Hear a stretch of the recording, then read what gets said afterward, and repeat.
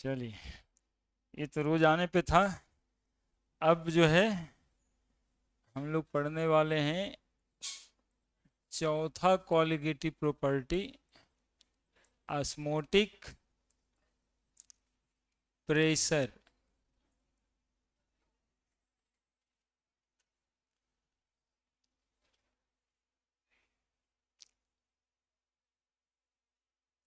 ये एक लाइन बता रहा था, उससे हंसी आ रहे थे, तो बचवा कहता था पापा को कि हम पहले ही बोले थे सर बिहार बोर्ड से करवा दीजिए। कि इनको सोशल स्टेटस मेंटेन करना था। कहे नहीं, सीबीएसई बोर्ड से पास कर। ये अंदर अंदर गुदगुदा देता है।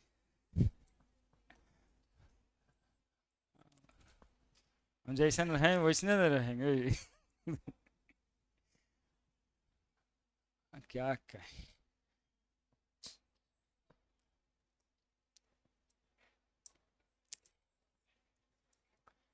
ऑस्मोटिक प्रेशर जानने से पहले एक बायोलॉजिकल फेनोमेनन हम लोग को जानना पड़ेगा, ऑस्मोसिस। तभी हम लोग जान पाएंगे ऑस्मोटिक प्रेशर, है ना। ऑस्मोसिस क्या होता है? Phenomenon of movement of solvent molecule,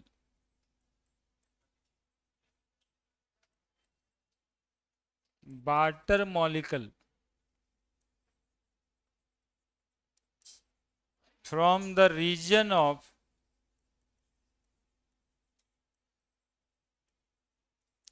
low concentration solution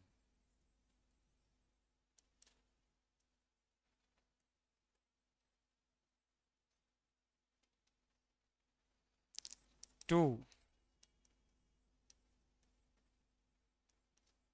high concentration solution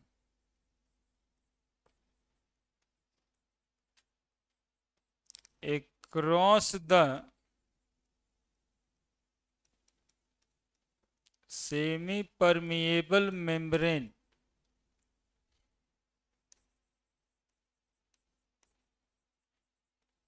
SPM until the concentration of both sides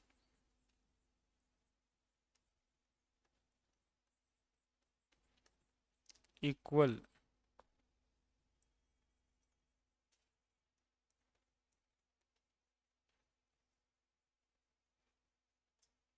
Phenomenon is called as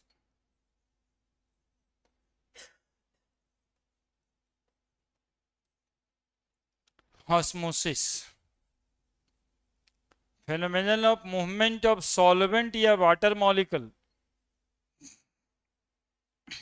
from the region of low concentration solution to high concentration solution.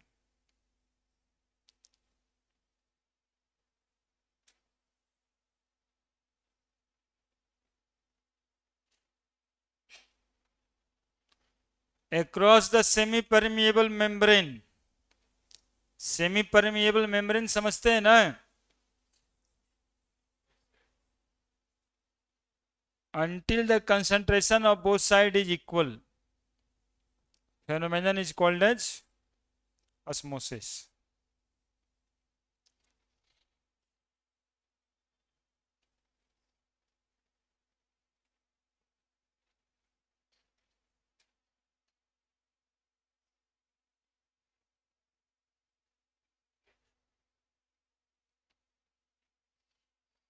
तो memory boost करने के लिए क्या करना चाहिए कि जो आज हम पढ़ाए ना, वो जाके घर पे बिना देखे हुए लिखने का प्रैक्टिस एक दो बार। यदि ऐसा कर लेते हैं तो आपको याद ज्यादा दिनों तक रह सकता है। लेकिन आज जो पढ़ाए ना उसको जाके रख दीजिएगा और फिर एग्जामिनेशन के समय खोलिएगा या 3 महीने बाद, तो फिर भूल करके खत्म हो चुका हो, मेहनत ज़्यादा लगेगा। इसलिए थोड़ा सा इस बात सब बातों को अच्छा समझ करके प्रैक्टिस में लाइए कि सर आज पढ़ाए हैं। 15 से 20 मिनट का बात हम लोग एक्चुअली में 1.5 घंटा में पढ़ाते हैं। 15-20 मिनट का ही बात रहता है, उससे ज़्यादा का बात होता ही नहीं। 20 ही मिनट को समझाते समझाते 1.5 घंटा कर देते हैं, ताकि आपके दिमाग में ना वो बैठे। क्योंकि रटने से कुछ होता नहीं, समझ आया तो किसी भी एडवर्स कंडीशन में लिख दिए। अब कोई बायोलॉजी का बच्चा बताए, चूंकि उसको डिफिनेशन पढ़ना था, कहीं उल्टा तो नहीं लिख दिए हैं हम, देखिए। और कोई बताइए, हाईएस्ट से लो है, पहाड़ चढ़े का है, देखे देखे। और कुछ, और कोई बताइए।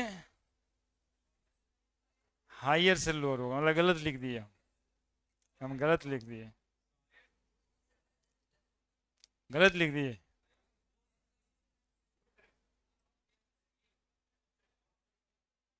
इसलिए तो पूछ रहे, बायोलॉजी वाले तो हाल फिलहाल में ही पढ़े होंगे। दूसरा डिफिनेशन लिखते हैं, phenomenon of movement of water molecule, water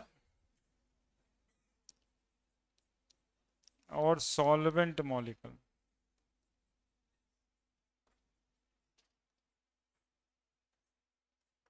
from the region of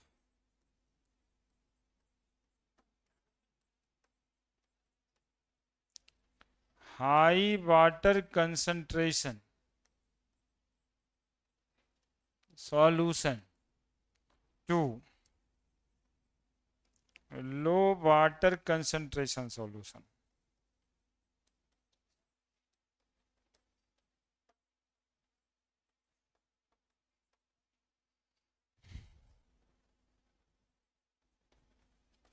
Across the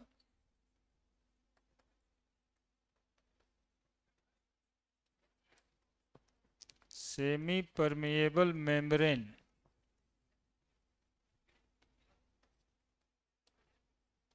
until the concentration of both sides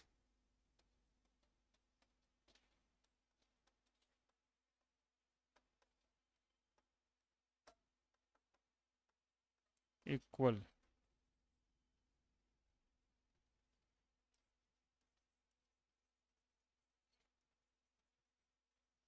Phenomenon is called osmosis. सही लिखे कि गलती लिख दी? ऊपर वाला कि नीचे वाला? नीचे वाला, ऊपर वाला गलती। जल्दी जल्दी जल्दी लिख, जल्दी जल्दी। दोनों में अलग अलग बात लिखा हुआ है, लिखो जल्दी से। दोनों सही है और दोनों एक ही बात लिखा हुआ है। लो कंसंट्रेशन सॉल्यूशन का ही मतलब होता है हाई वाटर कंसंट्रेशन। यदि पानी ज्यादा होगा तो सॉल्यूशन का कंसंट्रेशन क्या होगा? लो होगा, है ना। तो यदि आप लिखना चाहते हैं reason of low concentration solution to high concentration solution, उसी बात को लिखते हैं high water concentration solution to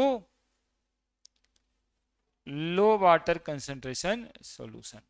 तो जो हाई टू लो जाते हैं वो इस डिफिनेशन को अपनाइएगा, और जो खाली कंसंट्रेशन लिखिएगा वो लो टू हाई ही लिखिएगा, है ना। लो टू हाई ही लिखिएगा। ये फिजिक्स नहीं है, ये बायोलॉजी के फेनोमेनन है। जैसे एक बच्चा बोला हाई से लो होगा सर, पर्वत चढ़े का है। यहाँ कंसंट्रेशन की बात कर रहे हैं। कौन मूव कर रहा है? वाटर। कैसे मूव करेगा? लो कंसंट्रेशन सॉल्यूशन में ज्यादा वाटर होगा और हाई कंसंट्रेशन सॉल्यूशन में कम वाटर होगा। ठीक है, तो जहां ज्यादा पानी है वहां से कम पानी के तरफ वाटर मूव कर जाता है across the semi permeable membrane.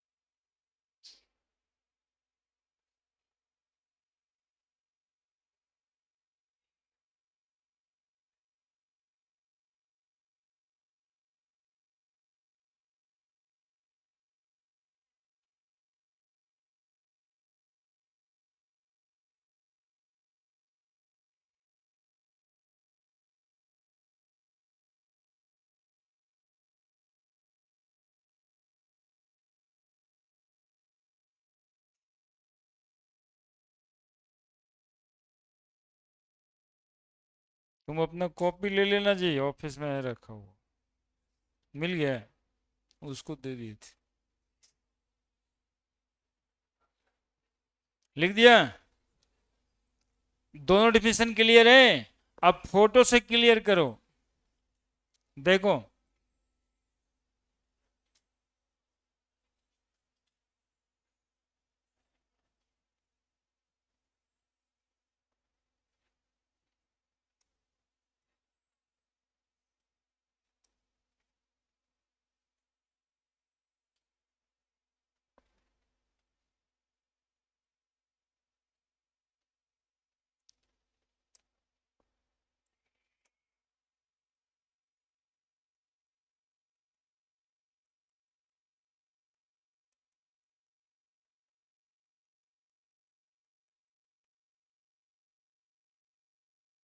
हम्म,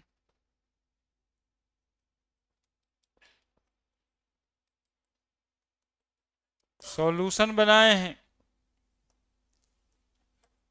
देखो कैसे लेबल करेंगे।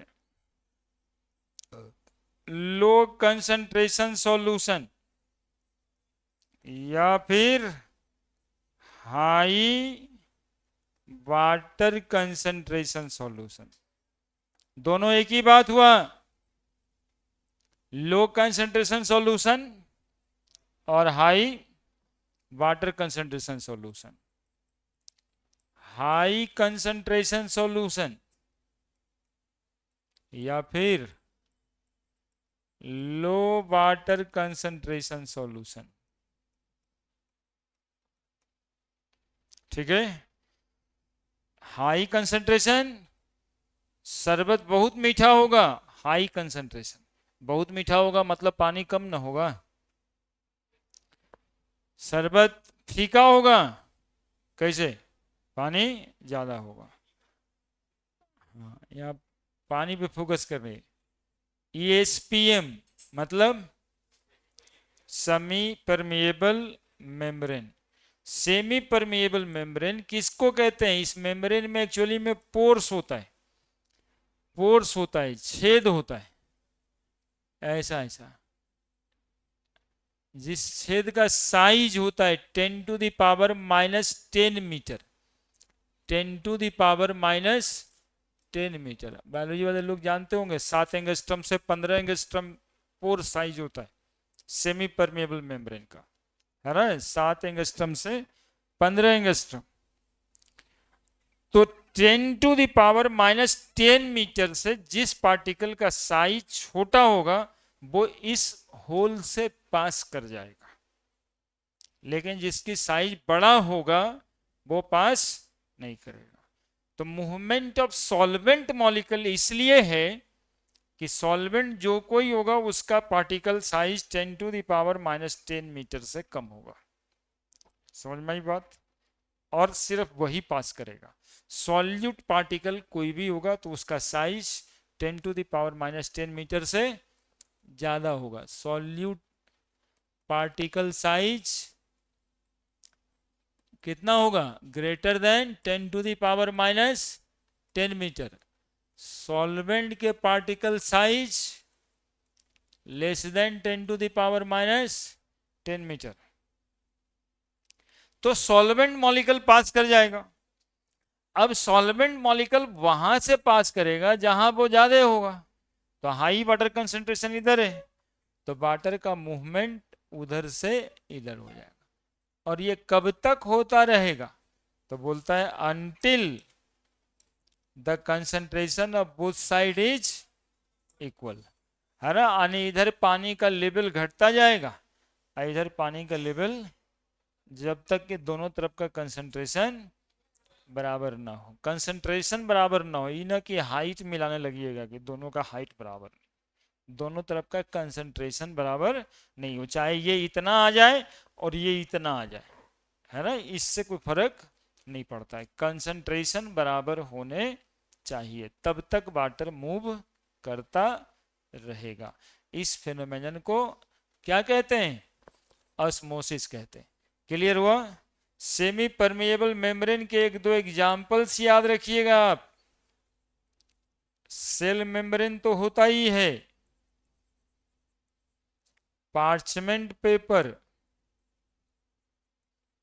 लैब में मिल जाएगा। कौन पेपर, पार्चमेंट पेपर कहाँ मिलेगा, लैब में मिल जाएगा।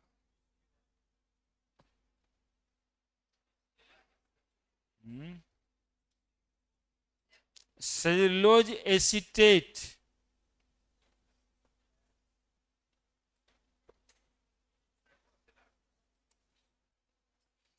कौन से लैब में पूछता है, वो एगो सीआईडी सीरियल नहीं आता है जिसमें डॉक्टर सालू के रहता है, उसके लैब में मिले।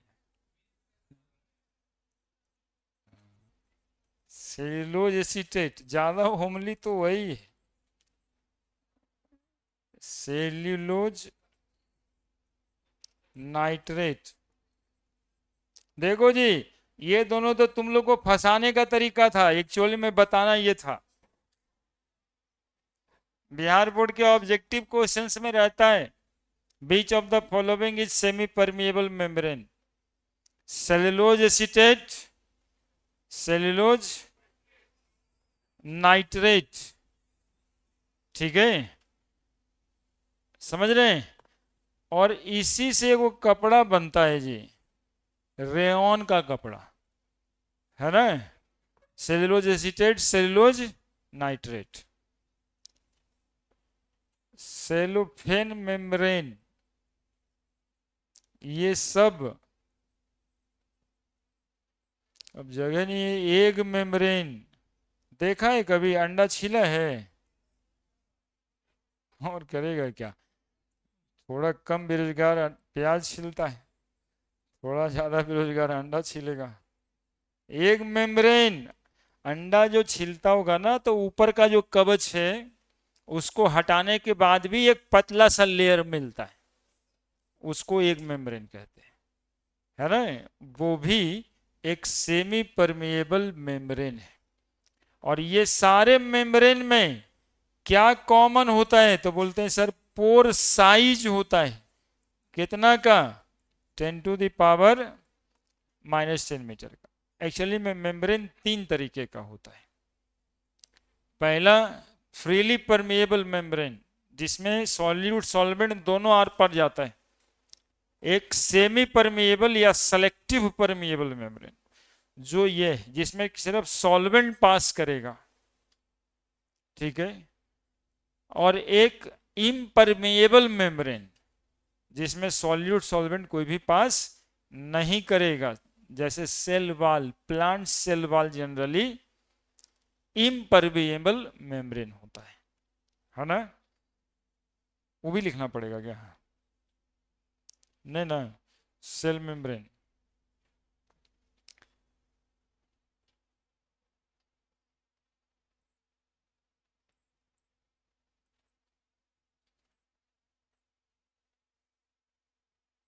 सात से 15 एंगस्ट्रॉम का पोर साइज, हम लोग उतना नहीं, 10⁻⁻10 मीटर।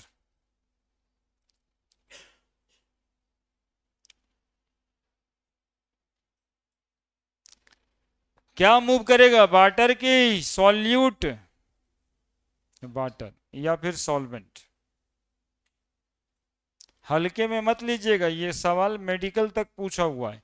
वही लो कंसंट्रेशन और हाई वाटर कंसंट्रेशन में फंसा के रखता है आपको, है ना, कि लगने लगेगा पानी है, हाई से लो जाएगा, फिजिक्स लगा देगा फट से।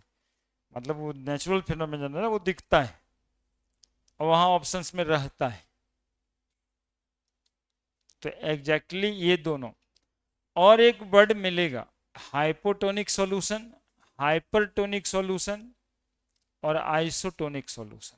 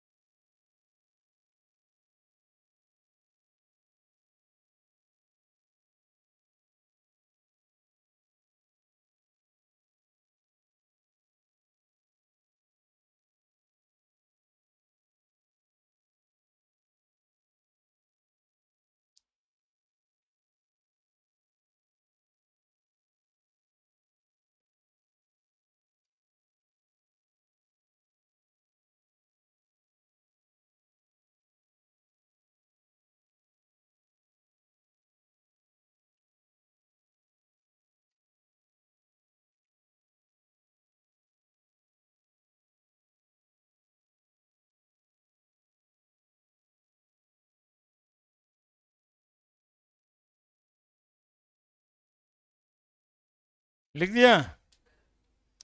देखो, low concentration solution high water concentration solution का एक और नाम है। कैसा solution? Hypotonic solution. High concentration या लो कंसंट्रेशन सॉल्यूशन का नाम है हाइपरटोनिक सॉल्यूशन। तो phenomenon of movement of water from hypotonic solution to hypertonic solution until the solution become isotonic, मतलब सेम कंसंट्रेशन सॉल्यूशन। तो यहां पे लिखो हाइपोटोनिक सॉल्यूशन।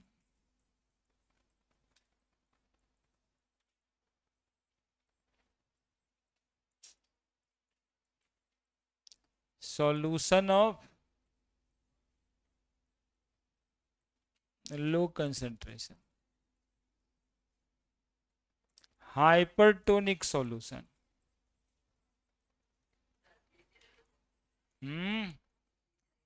हाँ, तुम पीछे क्यों मुड़ रहा था? हम तो पीछे ले आएंगे, लेकिन देखे थे तो आप पीछे मुड़ रहे थे।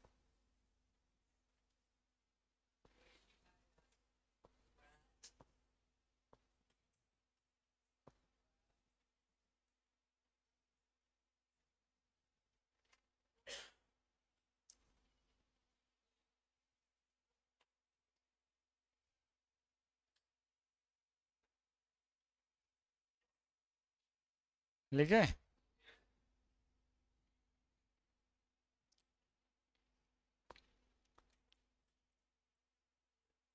Solution of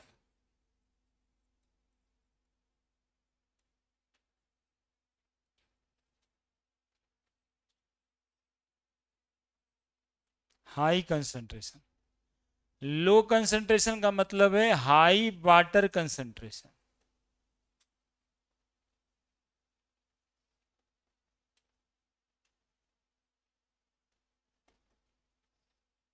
solution of high concentration मतलब low water concentration.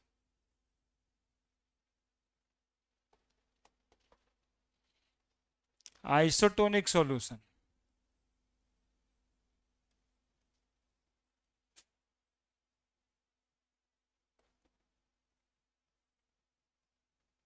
Solution of equal concentration.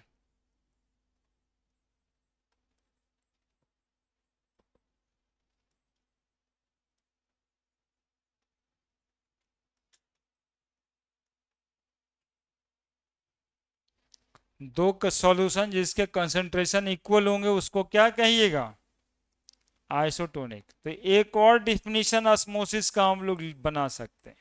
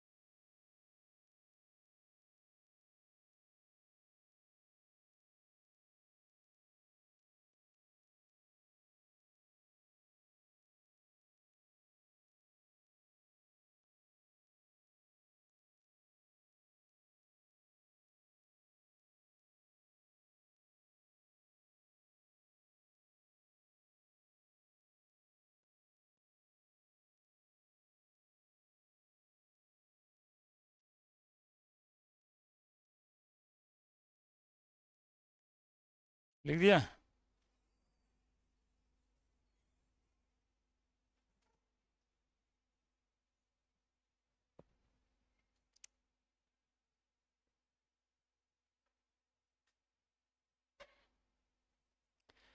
Phenomenon of movement of water from hypotonic solution to hypertonic solution across the semi-permeable membrane until the solution is।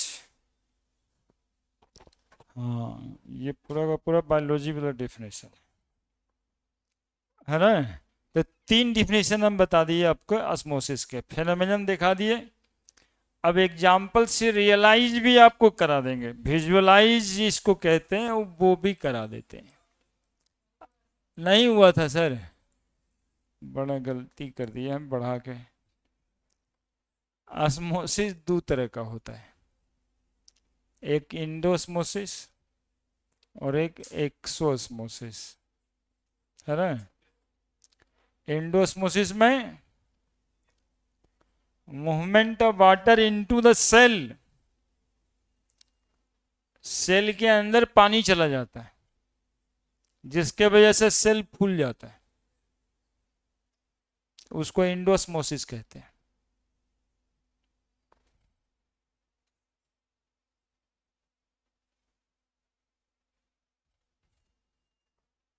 मतलब एकदम मिजाज से लिखिएगा क्या।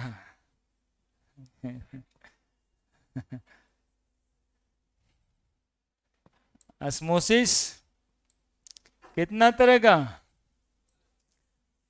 दो प्रकार का, दो प्रकार का ऑस्मोसिस, दो प्रकार का जी। One is endosmosis, other is exosmosis. Endosmosis और एक्सोऑस्मोसिस, देखो इसको केमिस्ट्री में ना बोर्ड वाला भी वैल्यू दे देता है, केमिस्ट्री में क्यों देता क्वेश्चन ये समझ नहीं आता, लेकिन देता है भाई। बोलेगा ना इसमें एगो ब्लड सेल रख दिए, ब्लड सेल, आरबीसी या डब्ल्यूबीसी, और बाहर में जो एक सॉल्यूशन है जो इस सेल, कोई सेल ऑर्गेनल सेल रख दिया, और बाहर में एक हाइपोटोनिक सॉल्यूशन रख दिया, तो वाटर का मूवमेंट कहां से कहां होगा, कहां से कहां होगा, बोलिए ना जी। आप लोग कुछ बोलवे नहीं कीजिएगा। हाइपोटोनिक टू यानी सॉल्यूशन से सेल के अंदर। तो ये जो सेल रखा हुआ था सॉल्यूशन में, ये सेल स्वेल नहीं कर जाएगा, तन जाएगा, सेल स्वेल कर जाएगा। आरबीसी रखा है तो आरबीसी स्वेल कर जाएगा। अंडा रख दिया है छील के तो अंडा भी फूल जाएगा। चना रख दिया है, चना भी फूल जाएगा। किशमिश रख दिया है, किशमिश भी फूल जाएगा। हाइपोटोनिक सॉल्यूशन में नहीं। चना हम लोग तो तुम लोग घर में रख के ही आया होगा, नहीं चना मूंग ये सब तो हम लोग पानी में रख दी। पानी में रखना ही तो हाइपोटोनिक सॉल्यूशन है। पानी कंप्लीट पानी थोड़े है, उसमें भी तो कुछ ना कुछ मिला है, तो सॉल्यूशन है। तो हाइपोटोनिक उसी को तो कह रहे हैं। तो हाइपोटोनिक सॉल्यूशन है, और चना रख देते हैं रात में, सुबह में स्वेल कर जाता है। कौन सा फेनोमेनन हुआ, एंडोऑस्मोसिस, है ना। किशमिश भी बड़ा किशमिश बन जाएगा, नहीं बन जाएगा। कभी मौका लगा रखने का। हाँ किशमिश अंगूर बन जाता है, ठीक है बता रहा है। ये देखिए समझ गया कितना सारा एग्जाम्पल, वो सब एंडोस्मोसिस का था। और फिर एक सेल देखो यहां पे रखें, और इस बार हम इसको रख दिए हैं हाइपरटोनिक सॉल्यूशन में,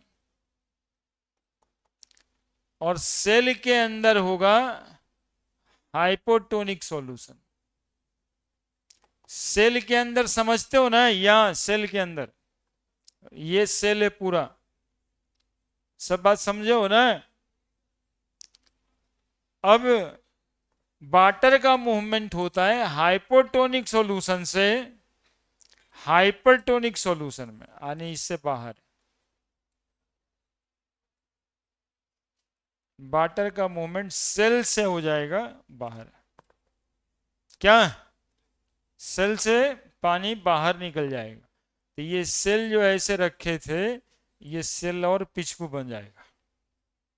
क्या, जैसे आम का अचार अभी बनेगा, नहीं आम का अचार को कहाँ रख देते हैं हम लोग, नमक वाले सॉल्यूशन में, है ना। 2-4 किलो नमक खरीदाता है, हल्दी 1-आध किलो खरीदा जाएगा, और उस नमक वाले सोल्यूशन में आम को रख देंगे, और बाद में 1-2 महीना बाद देखेंगे तब लगेगा अब खटाई बन गया है। क्या हुआ? तो आम जो एकदम तना तना सा रखे थे वो सब सिकुड़ के उसका वाटर बाहर में मूव कर गया। अब कहता आम कौन खाता है, मसाले खाने में मजा आ जाता है, सब पानी का निकल गया ना इधर। या फिर नींबू भी रख दीजिएगा तो यही हाल है, वाटर का मूवमेंट सेल से बाहर हो गया। इस फिनोमेनन को कहते हैं एक्सोस्मोसिस। कभी सुना है कि गांव घर में खेती होता है तो बोलते हैं कि भाई 1 कट्ठा में 5 किलो खाद दे देना है। अब एक बच्चा बहुत पढ़ा लिखा सोचेगा बाबूजी 5 किलो खाद देते थे तो 20 किलो गेहूं हो जाता था, इस बार हम खेती करेंगे और 7 किलो खाद देंगे और उतने ही दूर में हम 30 किलो अनाज पैदा करेंगे और कहलाएंगे आईटीएन खेत वाला। है ना? अब होगा क्या, जब 5 किलो देते थे तब तो हो जाता था 20 किलो, आप जब 7 किलो दीजिएगा, 7.5 किलो दीजिएगा, तब होगा 1 किलो नहीं, सब पौधे में जल जाएगा। ये केस आ जाए। यदि ज्यादा फर्टिलाइजर दे दीजिएगा, ज्यादा खाद दे दीजिएगा, तो पौधा जो खड़ा है उसमें जो पानी है वो मूव कर करके खेत में आ जाएगा और ऐसे केस में पौधा सूख जाएगा। यानी ज्यादा फर्टिलाइजर देने से ज्यादा खेती नहीं हो जाएगा और उल्टा पौधा ही सूख जाएगा। तो वहां पे एक निर्धारित अमाउंट पर फर्टिलाइजर ही देना उचित होता है। ठीक है, ज्यादा फर्टिलाइजर का उपयोग करके ज्यादा पैदावार नहीं हो सकता, क्योंकि फेनोमेनन हो जाएगा एक्सोस्मोसिस का।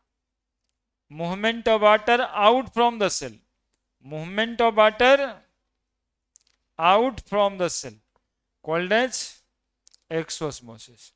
है ना? कभी किसी का बढ़िया पौधा लग रहा है और आपको फूल तोड़ने के लिए गाली दे दिया है, ये वाला फेनोमेनन करा दे। उसके गमला में मिट्टी हटा के 1 किलो टाटा नमक 25 रुपया का डाल दे,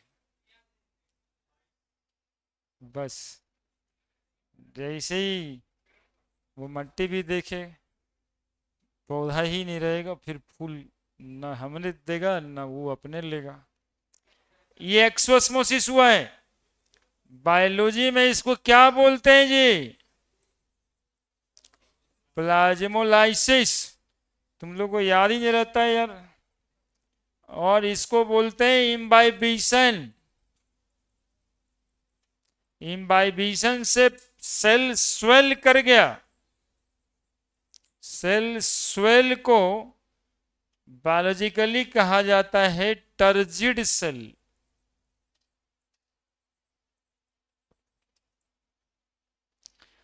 और यहां पर इस सेल को कहा जाता है प्लाज्मोलाइज्ड, मुरझाया हुआ सेल। आप देखते होंगे कभी कभी पौधा मुरझा जाता है, पानी डालते हैं तो फिर से तन जाता है। तो फिर से तन जाना एंडोस्मोसिस, मुरझा जाना एक्सोस्मोसिस। अब डिफिनीशन भी लिखना होगा।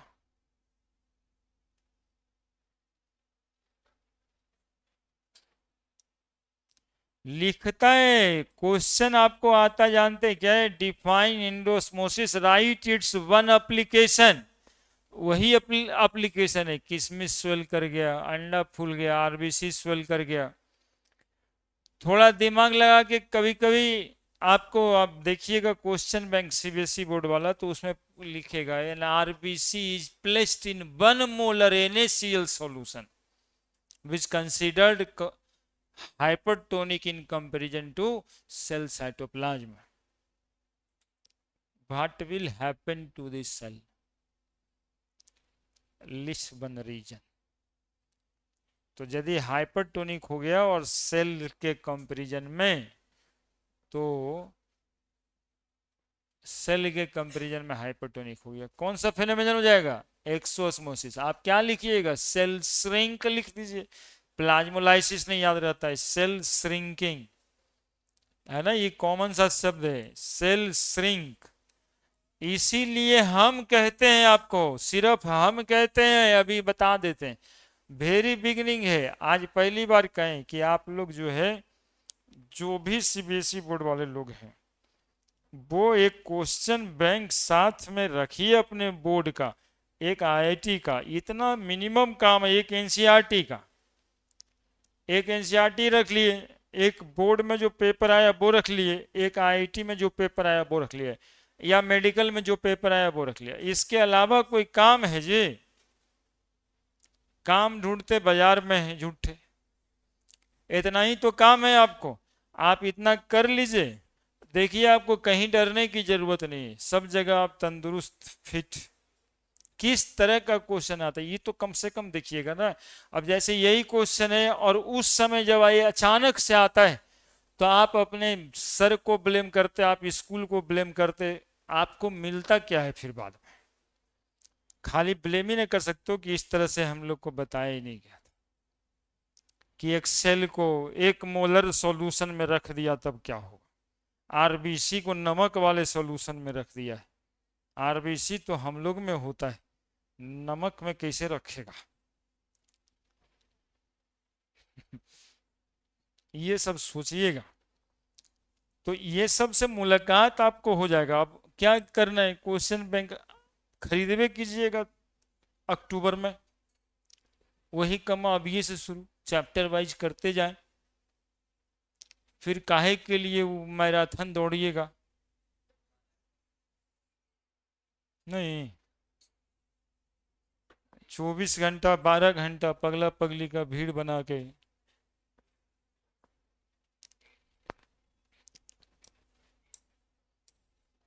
उस समय भी सब पढ़ता थोड़े, समय भी सब ऐसे ही करते रहता है। क्या लिख दे एंडोस्मोसिस में? Phenomenon of movement of water into the cell when placed in hypotonic solution.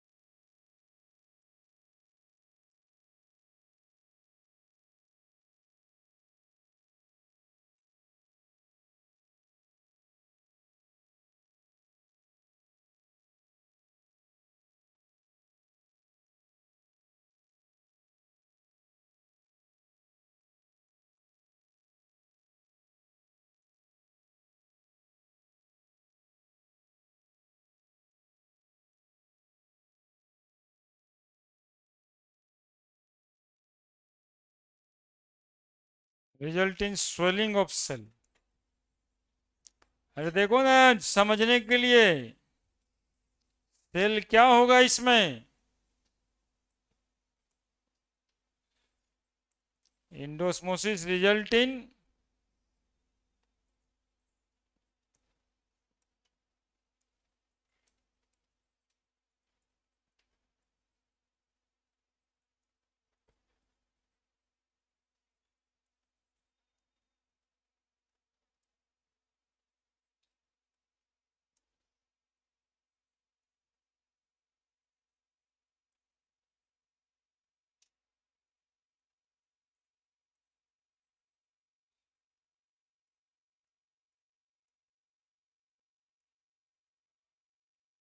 और सेल इम्बाइबिशन, एक्सोस्मोसिस रिजल्ट इन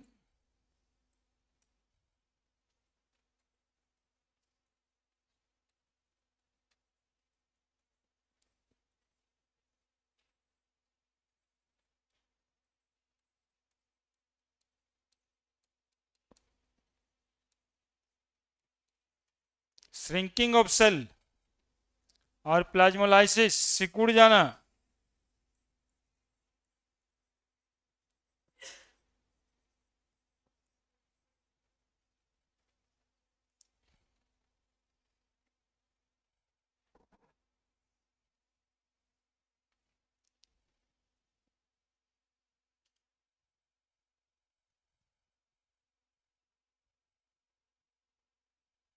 वो एंडोस्मोसिस और एक्सोस्मोसिस दोनों के एग्जाम्पल दिख रहे हैं।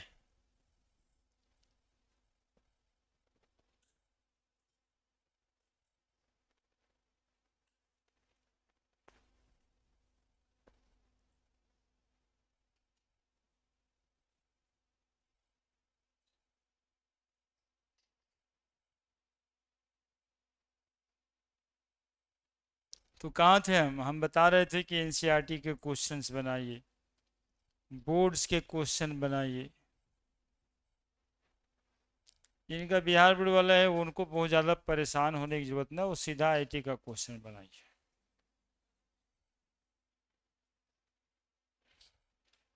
हाँ, लेकिन एक साल यदि टाइट कर दिया तो फिर बनाने पड़ जाएगा। नहीं बनाने की जरूरत नहीं है, कैसे कहा जाए। सवाल चूंकि आपके फेवर का ही पूछा जाता है, इसलिए आप बचे हुए हैं। तो आप आईआईटी वाला तैयारी के लिए ज़्यादा मेहनत कर सकते हैं, उसको वो करना रहता है और उससे दिमागी तेज होता है, अलग अलग टाइप के क्वेश्चंस।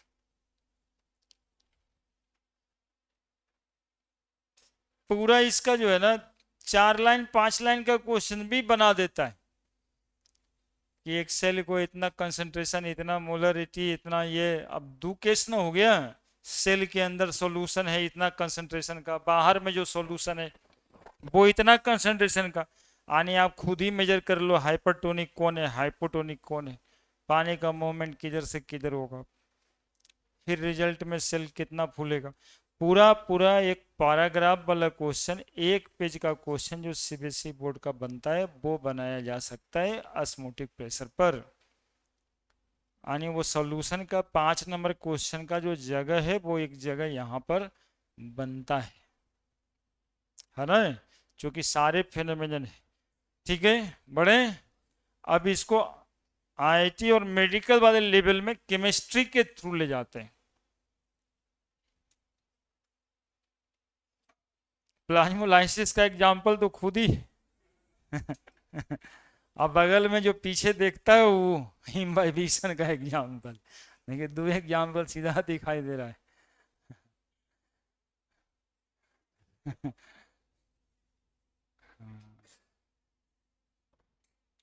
तो एक प्लाज्मोलाइज सेल इम्बाइब सेल को देखते रहता पीछे मुड़ मुड़ के। नेक्स्ट बातें ये करनी है कि एक सेल जो इस तरह से श्रिंक्ड है और ये पूरा तन जाता है लाइक दिस, यही ना होता है जी सेल इम्बाइबिशन का मतलब। तो सेल इम्बाइबिशन का मतलब ये होता है, जरा समझिएगा कौन सा फेनोमेनन हुआ है इसमें, एंडो ऑस्मोसिस हुआ है।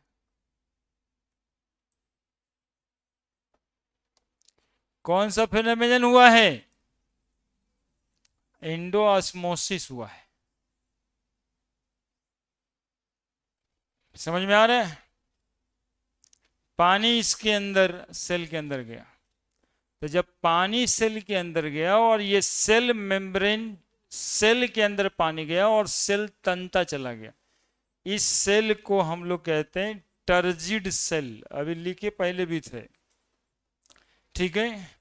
एक्चुअली में दो तरह का प्रेशर इस पे लग रहा होता है, एक पानी अंदर जाता है तो पानी ही इस सेल मेम्ब्रेन को धकेल धकेल के फुलाया है, टर्जिड बनाया है। तो टर्जिड बनाया है, इसलिए इस प्रेशर को बोलते हैं टर्गर प्रेशर। कौन pressure? Turgor, GOUR, turgor pressure. Turgor pressure, spelling शायद गड़बड़ है, खोज के बता दो स्पेलिंग क्या है टर्गर प्रेशर का। GOR या GOUR?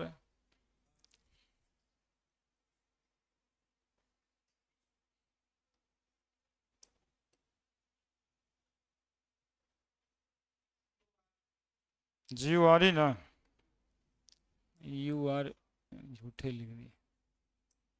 Turgor pressure. अब देखो न्यूटन साहब तो सब जगह लगेंगे, न्यूटन साहब सब जगह लगेंगे, मतलब अंदर से बाहर की तरफ प्रेशर लग रहा है, तो बाहर से अंदर की तरफ भी प्रेशर लग रहा है, and this pressure is called as wall pressure, WP। अब ये वाटर का मूवमेंट तब तक होता है जब तक कि टर्गर प्रेशर किसके बराबर ना हो जाए, वाल प्रेशर के बराबर नहीं हो जाए। आने एक फुल्ली टर्गिड सेल हम कैसे समझेंगे? फुल्ली टर्जिड सेल हम लोग समझेंगे तब जब टर्गर प्रेशर किसके बराबर हो जाएगा, वाल प्रेशर का। अब और इसमें पानी इंटर नहीं कर पाएगा, यदि इंटर करा देंगे और इंडोस्मोसिस तो सेल ब्रस्ट कर जाएगा, सेल फट जाएगा, है ना, सेल ब्रस्टिंग हो जाएगा। अब देखो IIT में सवाल पूछता है इंडोस्मोसिस अकर, इंडोस्मोसिस अकर व्हेन, अब ऑप्शन होगा तो हम आपको बता देते हैं option. When A turgor pressure, यहां सिकुड़ा हुआ सेल है तो टर्गर प्रेशर कम है और बाल प्रेशर ज्यादा है। देखो ना बाहर वाला प्रेशर यदि ज्यादा लग गया तो नहीं सिकुड़ जाएगा, अंदर से प्रेशर मेंटेन नहीं कर पाएगा तो सिकुड़ नहीं जाएगा जी। तो turgor pressure is less than, तभी इंडोस्मोसिस होगा।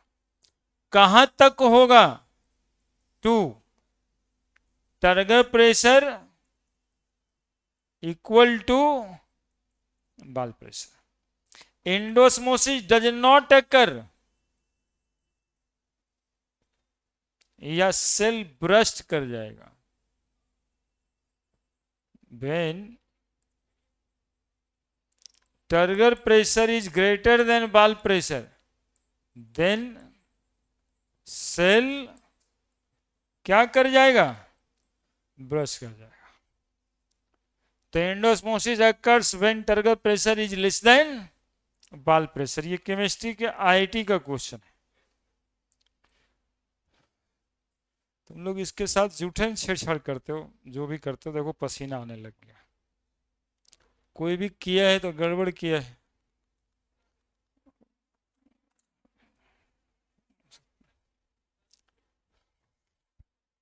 देखिए वो करता है कि और अत्यधिक ठंडा होने लगे, होता उल्टा है।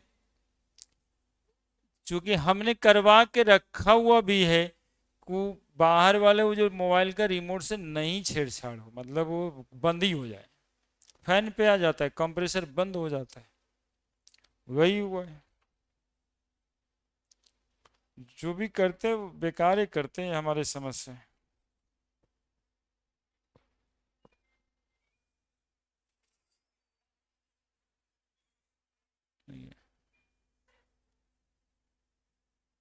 चलने नहीं दीजिएगा तो फिर क्या ही फायदा होगा। आप चाहते हैं ना कि अत्यधिक ठंडा होता है क्या, कभी होता उसका उलट। तो कायल चाहते हैं इसमें चाहत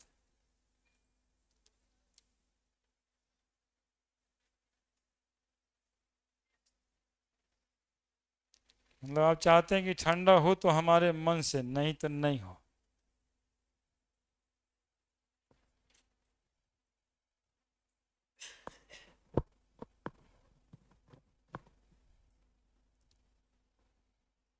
लिख दीजिएगा। ये दर्शन दे चुके हैं आईआईटी में ये सवाल, टर्गर प्रेशर और बाल प्रेशर।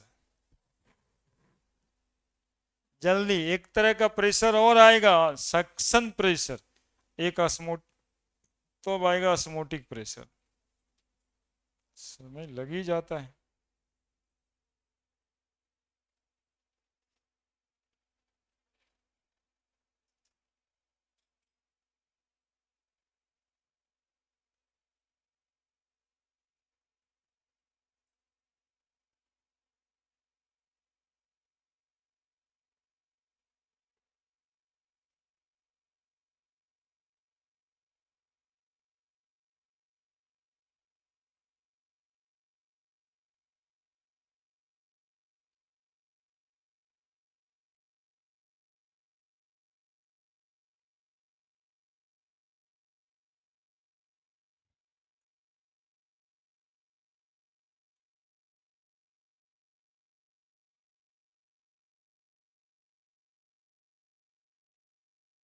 देखिए तुरंत में वो बढ़ा ना हवा, ऐसे बना के रख।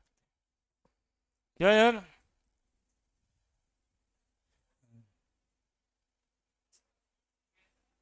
फोटो बनाया, अच्छा अच्छा।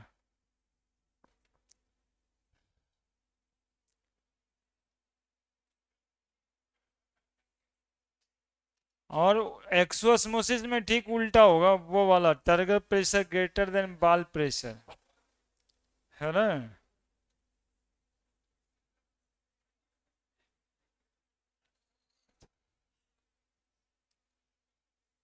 एक प्लाज्मोलाइज सेल में क्या होता है, तो कहेंगे टर्गर प्रेशर ज्यादा होता है कि बाल प्रेशर ज्यादा होता है। क्या ज्यादा होता है? उधर में क्या क्या लिख दिए हैं, ये सब सही है। When turgor pressure is greater than wall pressure, तो सेल ब्रश कर ही जाएगा। अभी पूछ रहे थे कि एक प्लाज्मोलाइज सेल में क्या होता है, टर्गर प्रेशर ज्यादा होता है कि बाल प्रेशर ज्यादा होता है। तो एक प्लाज्मोलाइज सेल में बाल प्रेशर ज्यादा होता है ना, तभी तो सिकुड़ जाता है। टर्गर प्रेशर कम होता है। ठीक है।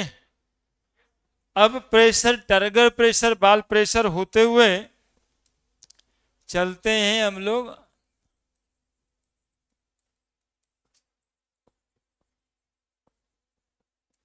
ऑस्मोटिक प्रेशर पर।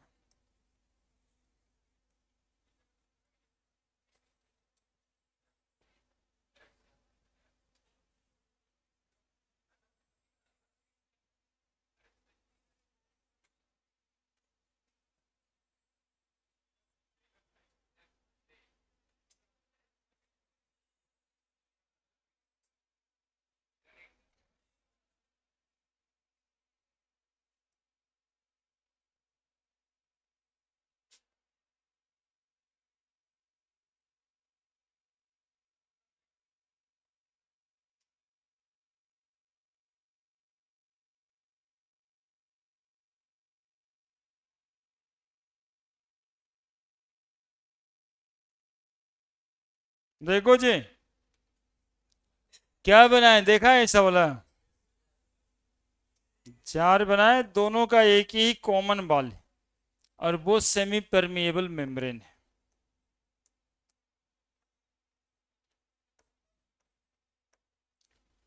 अब इधर में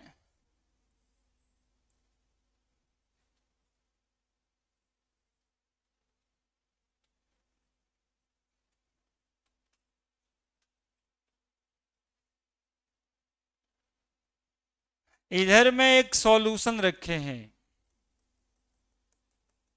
एक सॉल्यूशन इधर रखे,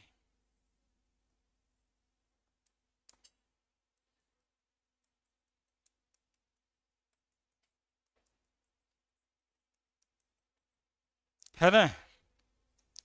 अब वाटर का मूवमेंट मान लीजिए कि ये हाइपोटोनिक है और ये हाइपरटोनिक है।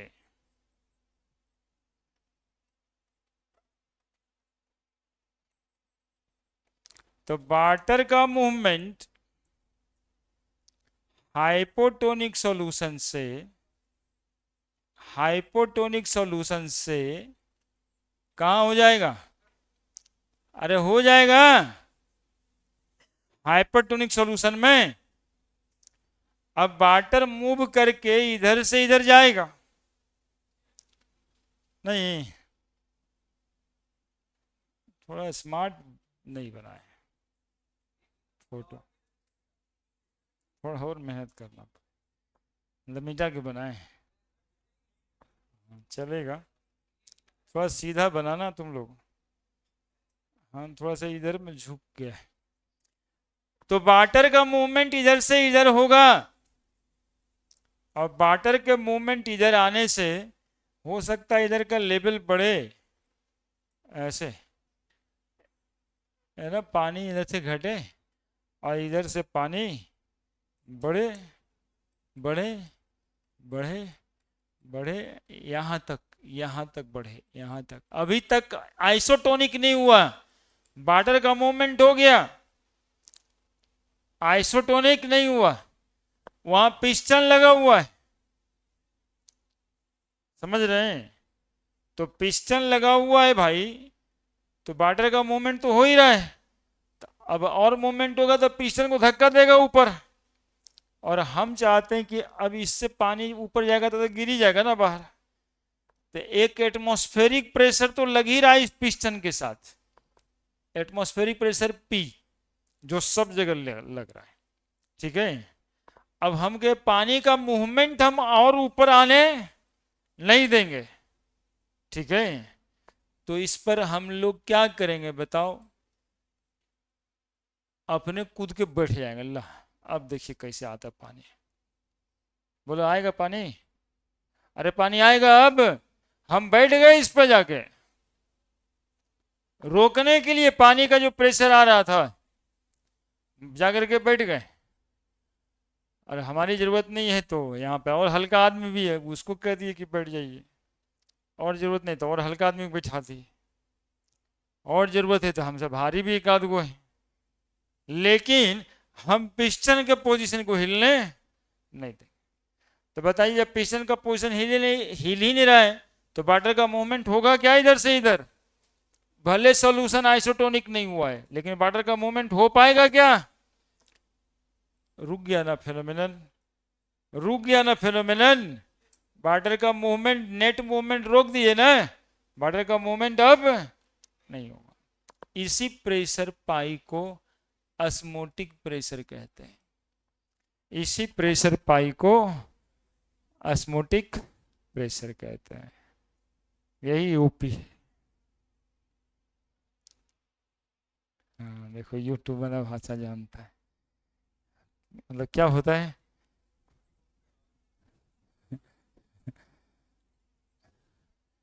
वाटर का मूवमेंट रोक दिए,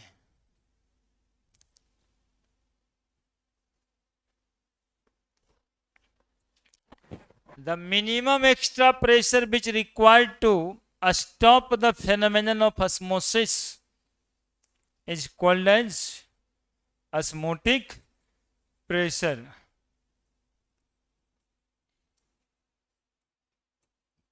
The minimum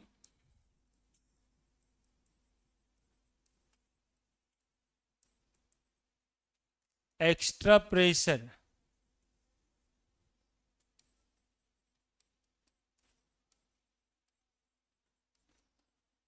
which required to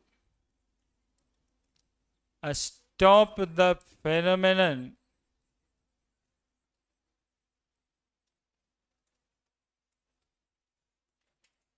of osmosis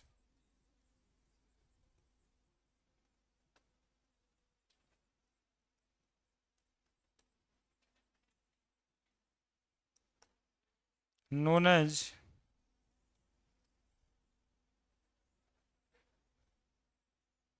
osmotic pressure,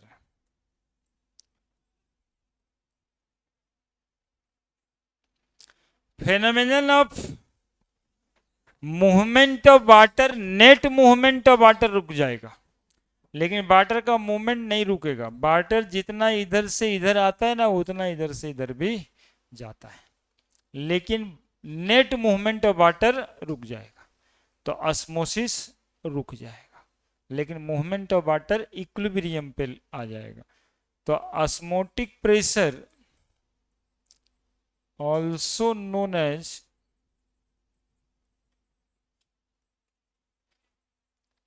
hydrostatic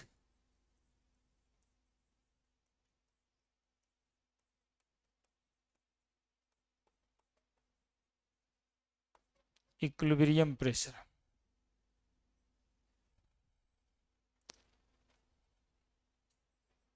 At osmotic pressure,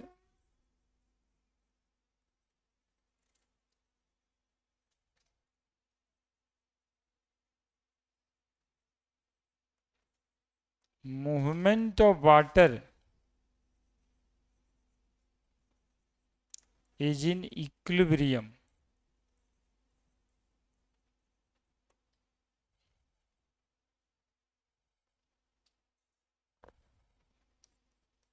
At osmotic pressure,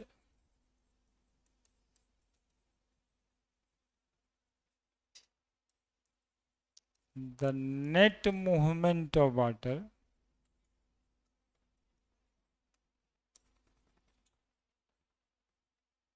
is stop.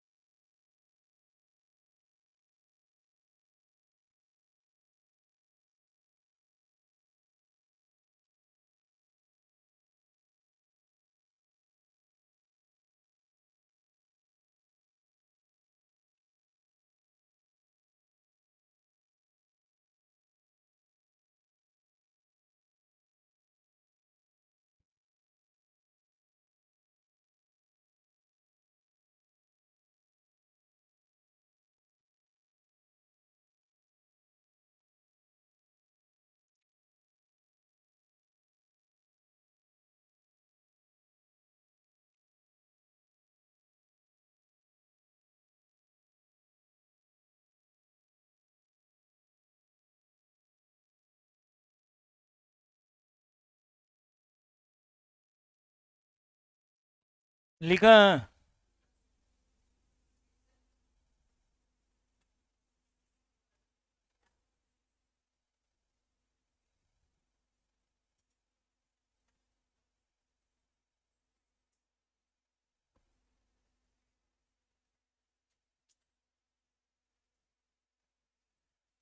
अब ये ऑस्मोटिक प्रेशर कितना लगेगा,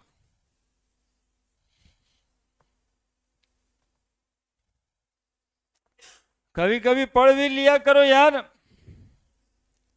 जगाओ, देखो पीछे बैठा है सूर्यांश, मतलब क्या मतलब सोचते हो, हमको काहे नहीं देखते हो तुम?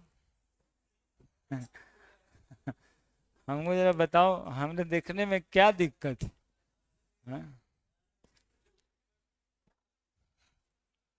बोलो तो अगले दिन पाउडर वाउडर लगा के आएंगे। लेकिन देखो हमें को यार, नहीं, बस समझ लोगे, सीख लोगे, तो अगले साल इस समय में हमको टेंशन नहीं होगा, तुमको भी नहीं होगा, गार्जियंस को भी नहीं होगा। थोड़ा इधर उधर देख के पापा मम्मी क्या करते हैं, हम लोग की सफलता को देख करके थोड़ा खुश हो लेते हैं, देखो मेरा बेटा 95%। और क्या, यही ना होता है, गार्जियंस तो यही चाहते हैं।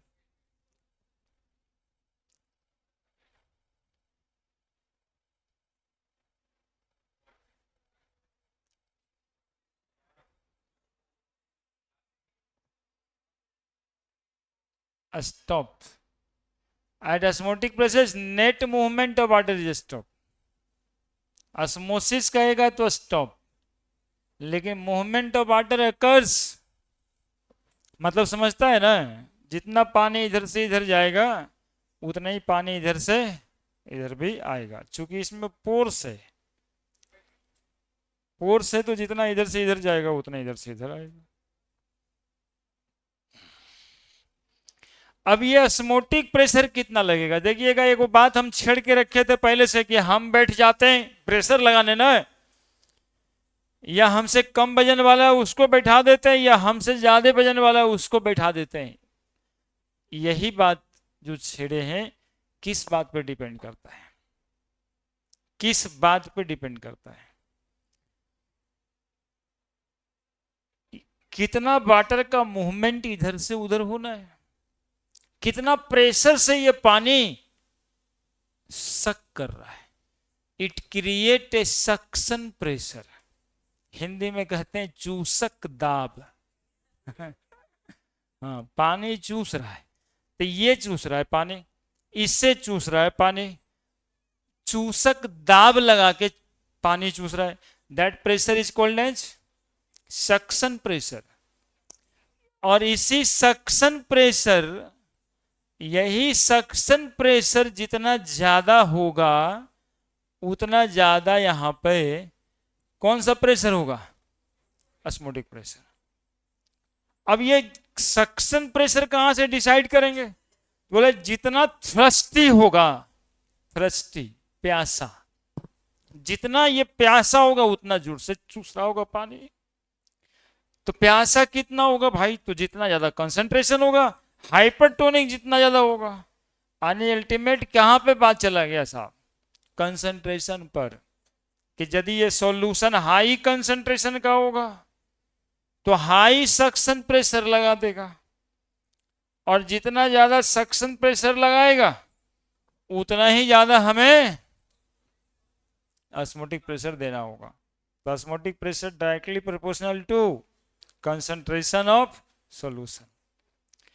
हम लोग भी एक गांव में बोरिंग होता है ना, तो सक्शन पाइप डालते हैं जमीन के नीचे, है ना, वो एक्चुअली में यही है, वो भी अर्थ से पानी सक करके ऊपर लाता है।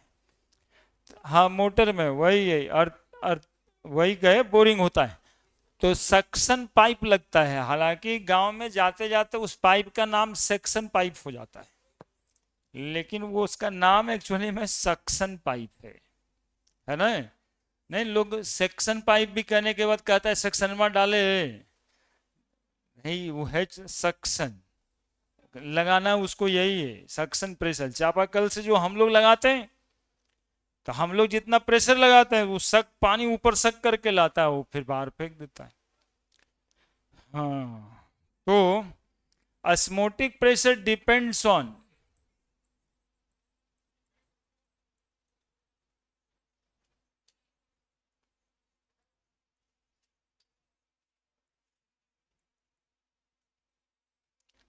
पहला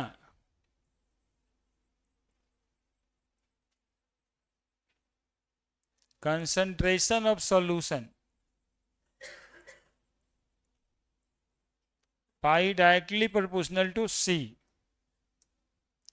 दूसरा temperature pi directly proportional to T. ये टेम्परेचर को कोई मतलब नहीं होता है, सब जगह लग ही जाता है ना। जब कोई बात पूछे कि फलना चीज डिपेंड्स ऑन, दिमाग में कुछ नहीं आ रहा हो, दो बात लिख देना, एगो नेचर एगो टेम्परेचर, जनरली सही होता है। हाँ, नेचर और टेम्परेचर। तो यहाँ पे टेम्परेचर है और डायरेक्टली प्रोपोर्शनल है ना। जैसे टेम्परेचर एक्चुअली में बढ़ता है तो सब कुछ बढ़ता ही है, बहुत ही रेयर चीज तो घटता है, सब कुछ तो बढ़ता ही दिखता है। टेम्परेचर बढ़ेगा तो पाई भी बढ़ेगा। तो ये दो बात पे डिपेंड करता है ऑस्मोटिक प्रेशर, एक कंसंट्रेशन और एक टेम्परेचर। देखो तो फ्रॉम इक्वेशन 1 एंड 2 हम लोग लिख सकते हैं क्या, pi directly proportional to C into T. Pi बराबर करने के लिए कांस्टेंट डालना है एस सी टी, और ये एस जो है मैग्नीट्यूड बाई आर के बराबर होता है, गैस कांस्टेंट। अब यहाँ पे गैस कांस्टेंट को हम लोग सॉल्यूशन कांस्टेंट भी कहते हैं। तो pi is equal to C R T, where S और आर इज, कहीं कहीं एस टी भी लिखेगा, एक आध वो किताब थोड़े पहलवान बनने की कोशिश में आर छोड़ के एस भी लिखा है। एस और आर इज सॉल्यूशन कांस्टेंट और gas constant, that is R का वैल्यू एटीएम में लेंगे 0821 एटीएम लीटर पर मोल पर केल्विन, या फिर 0.083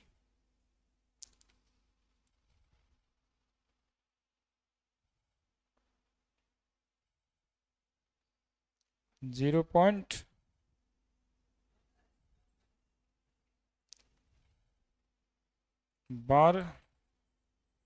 लीटर पर मोल पर kelvin. Pi is equal to C R T, osmotic pressure C R T. अब इसी को उलट में पैराग्राफ बना के सक्शन प्रेशर तक पहुंच जाए और आपको पता नहीं चलेगी ये सक्शन प्रेशर क्या होता है, तो गड़बड़ हो जाएगा, इसलिए मैं चर्चा कर दिया है। आपको सक्शन प्रेशर भी निकालने कहेगा तो ऑस्मोटिक प्रेशर ही निकालना।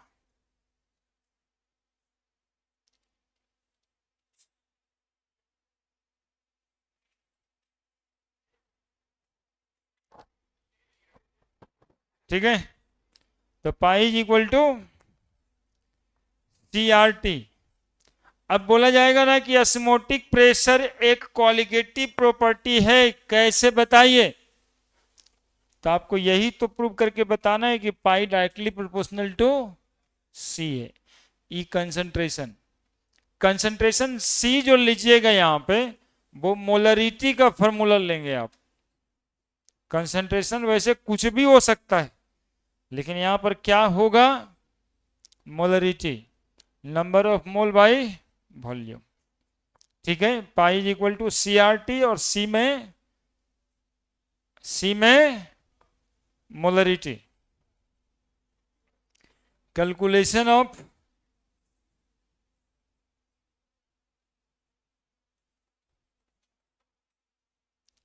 Molecular mass. तंग नहीं कीजिए, देखिए pi is equal to C R T, और सी बराबर मोलरिटी बोले लेने के लिए number of mole by volume into R T. Pi is equal to number of mole बराबर weight by molecular weight into volume into R T, volume litre में। Pi बराबर W into 1000 into M into volume M L में into R T. इसी फॉर्मूले से आपका question numerical बनेगा। T आप टेम्परेचर को केल्विन स्केल में ही लीजिएगा।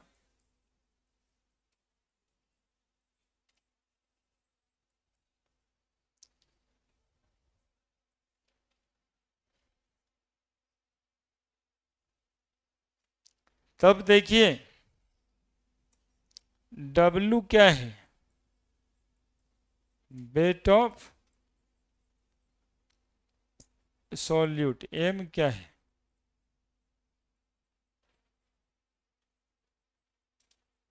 Molecular weight of solute. W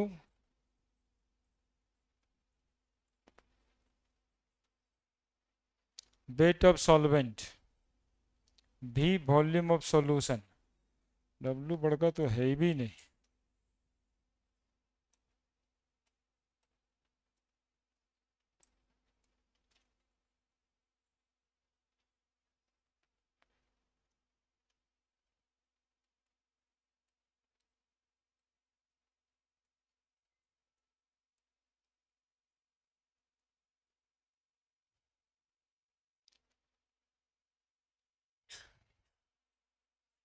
अब यहां से M is equal to molecular mass निकालना था, WRT by M into V in litre.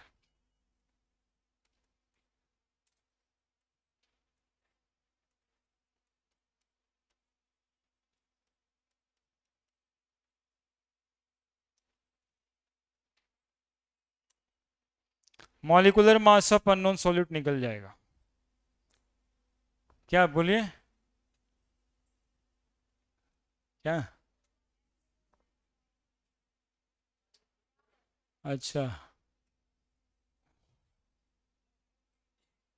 EM की जगह पाई भी लिखना था ना। तंग नहीं करो, माहौल खराब कर देगा। माहौल अच्छा बना के रखना है अगल बगल। अभी शादी ब्याह नहीं हुआ है, शादी ब्याह होने तक माहौल अच्छा बनाइए। लफुआ में समाज यदि गिन दिया ना तो ब्याह भी नहीं होने देगा। हाँ, कहेगा उसका क्या ब्याह करिएगा, वो तो अपने ब्याह के लिए छटपटा रहा है। तिलक भी गया, कोई पूछ भी नहीं रहा है। इधर तो जो होना था वो हो ही गया।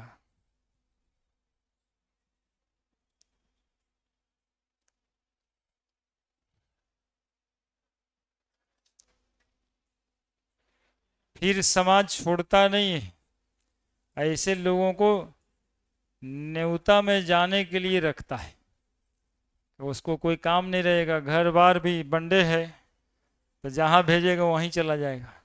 बोले जाना है अगुवाई करने, चलो साथ है, जहाँ जाना है वहीं चलेगा बैग पकड़ के। इसलिए जल्दी से जल्दी वो काउंट कर देगा। हाँ फलना ना है, वो पड़ेगा।